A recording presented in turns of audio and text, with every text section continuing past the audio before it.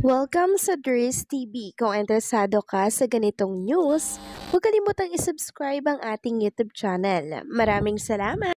So ayan, welcome back again sa ating YouTube channel mga kakimpaw, and sa update natin ito, ang pag-uusapan natin ay tungkol sa mga importanteng ganap kina Kim and syempre kay Paolo Avellino.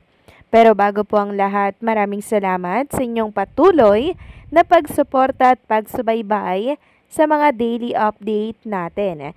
Kaya naman bilang pasasalamat, narito po ang mga napili kong komento patungkol yan sa naging previous update.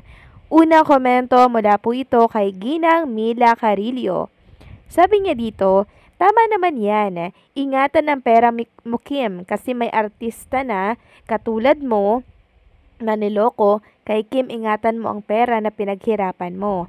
Mahirap kitain kaya pahalagahan mo. Pinaghirapan mong pera para sa magiging anak at asawa and syempre kasama sa buhay. Magsaya kasama sa future. God bless lagi, Kim Pao. Maraming salamat po sa paalala kay Kim, Ginang Mila Carillo. Tama po kayo dyan. Dapat pong maging wais lagi si Chinita Princess sa mga pera po niya. 'Di ba? Na kung saan ang puhunan niya po dito, pagod and syempre yung dugo, no, dugo at pawis mga kakimpaw. Kaya dapat maging wais po siya, maging maingat siya sa paggasta nito mga kakimpaw, kasi hindi naman po habang buhay ay malakas tayo, hindi po ba darating din na, alam niyo yun, may time na tayo ay tatanda, tayo ay hihina, at darating sa punto na gusto na lang nating magpahinga sa bahay. Kaya hanggat malakas, hanggat kasikatan, sulitin niya yan mga kakimpaw, 'di ba? Sabi nga nila, strike while the iron is hot, 'di ba? So, yun yung ginagawa ngayon ni Chinita Princess, kaya kahit po pagod siya sa ibang mga racket niya po, talagang pinipilit niya po na isingit yung iba pang mga schedule ni Chinita Princess. Wala namang masama doon, basta yung health niya, huwag niya pong kalilimutan. And syempre, yung pinagpagurang pera, ay ingatan niya pong mabuti. And kung maaari, ilagay po sa bahay lupa, mga hindi po bumababa yung value at tumataas pa sa katagalan po ng panahon, 'di ba? At mukhang ginagawa naman yun ni Chinita Princess dahil katuwang niya si Paolo Avellino sa mga advice po ni Paolo kay Kim Cho. So, maging matalino, maingat dahil ito ay para sa iyong future. Maraming salamat sa komento, Ginang Mila Carillo. God bless po sa inyo and mag-iingat kayo lagi. At ang pangalawang komento naman mula po kay Ginang Vivian Caraig. Sabi niya dito, good morning, Miss Durs. Proud of you reporting a legit news to our idol, Kim Pao. Wishing all the best for them settle down soon. Family with smart kids. Manifesting Lord have Mary or mercy on us. Let this land be filled with love, with no chaos po. You alone can save us. Joseph, Jesus, Mary, pray for us. Kim Pao, bless you always. Maraming salamat po sa komento, Ginang Vivian Keraig. And syempre, maraming salamat po sa inyong pagtitiwala sa mga daily update po tungkol kay Kim and Paolo Avellino. And then, hindi po kayo nagsasawa sa mga update ko. Malaking tulong po yan, mga kakimpaw, sa aking mga ginagawa sa pang-araw-araw. Maraming salamat po sa inyo. And tama po kayo dyan, Ginang Vivian Caraig. Sana po mag-settle down na po si Kim and Paolo Avellino sa lalong madaling panahon. And syempre, para makita natin yung kids nilang dalawa, yung combination po nilang dalawa, for sure, marami pong mga fans ang matutuwa po dito. So, antay-antay lang tayo, and syempre, sabi ko nga lagi, enjoy the process, mga kakimpaw, for Kim and Paolo Avellino. Kasi alam naman po natin, mga kakimpaw, 'di ba, na sobrang sikat pa ngayon ni Chinita and Paolo Avellino. Kaya hindi mo na sila magsisettle ngayon, siguro sa mga susunod na taon.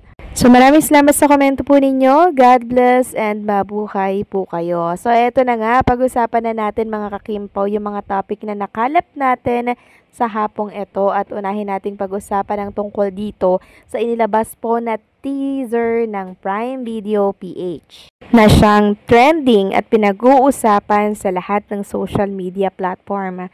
Grabe mga kakimpaw, trending nationwide ang Dialibay. Dialibay teaser on Prime, merong 56k post.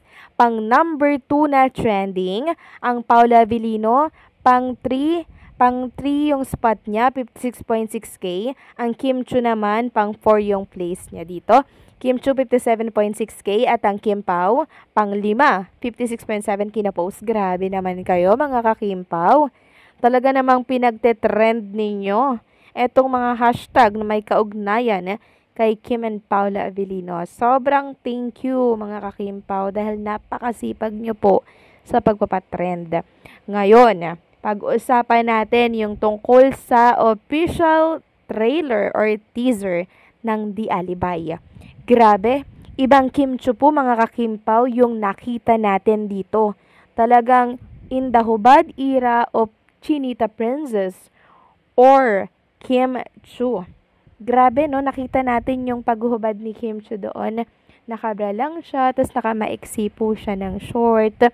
Habang si Paula Avellino nanunood. Titig na titig habang siya po ay nagiinom. Misteryoso si Paula Avellino, mga ka-Kim Pao. Sa buong tanang buhay ni Kim Chiu, parang ngayon lang po niya ginawa, mga ka-Kim Pao, ang ganitong role. Ito pala yung sinasabi niya noon na hindi niya daw lubos akalain or hindi niya ma-imagine na magagawa niya po ito. Iyan, mga ka-Kim Pao. Sabi nga po ng Kim Pao fans, okay lang naman yung role na yan basta si Paula Avellino yung kapareha mo. Kasi kung ibang lalaki, baka hindi ka payagan ni Paula Avellino.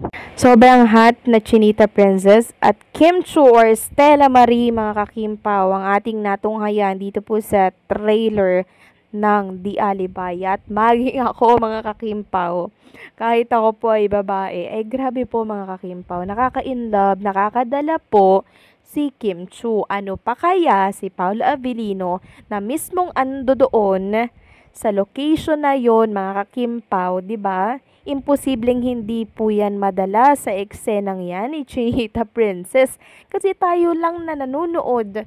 Grabe yung intense, mga ka-Kim Pao. Meron nga pong nagsasabi na tululaway dyan si Paula Avellino dahil sa ginagawa ni Chinita Princess na pagka-hotness nito. At right after nga po ng pagkakalabas ng Prime Video na yan, PH, ang dami pong hindi na makapag-antay na mapanood ito, mga ka-Kim Pao. Super excited na sila after nilang mapanood yung teaser.